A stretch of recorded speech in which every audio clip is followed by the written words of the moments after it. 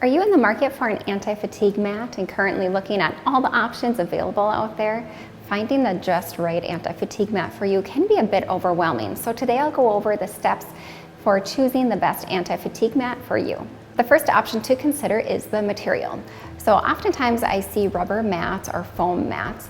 Most often I really enjoy the nitrile rubber mats. So these mats will last a long period of time and they won't go flat over extended use. Foam mats are great for light duty use, such as in the office or in a kitchen where you don't get the heavy traffic.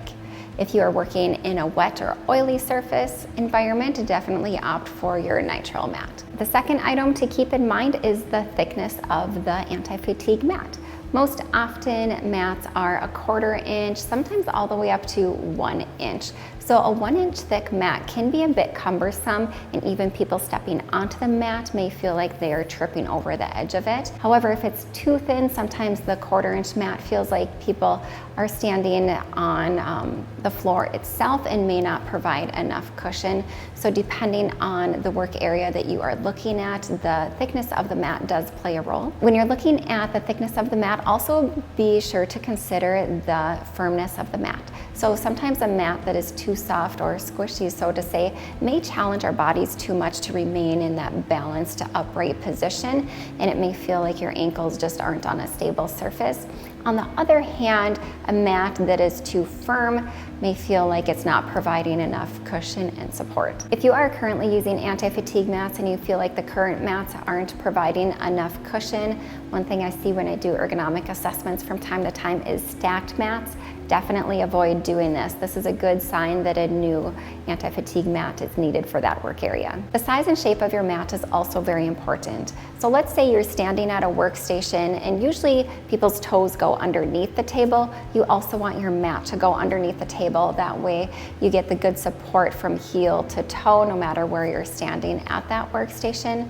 Also, you want to make sure that the mat fits the area where you're standing and doesn't overlap onto another mat. There are some great companies out there that do offer customized sizes and shapes of mats to fit your workstation just perfectly. The fourth item to consider is the surface texture. So consider the surfaces that you're working with, whether it's wetness, oiliness, dirt, debris, or just a clean atmosphere. So different textures accommodate the different workspaces. The National Floor Safety Institute does do quite a bit of testing for surfaces of your workspace in relation to anti-fatigue mats. We do have some detailed criteria within our blog on this topic on our website, so feel free to check that out for more details. And last but not least, also consider additional features such as a colored edge around the mat, beveled edge, drainage holes.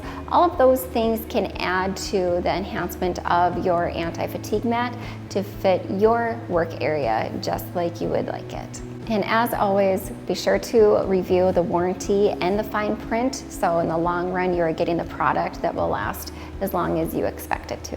Now that you have a general understanding of what to look for when you're shopping for an anti-fatigue mat, definitely be sure to review information about when and where to use an anti-fatigue mat too. Thanks for joining me. For more information about this topic, especially additional details, check out the blog on our website. If you'd like to receive weekly ergonomic tips and videos, subscribe to this channel. And as always, we appreciate your support. I'll see you next time.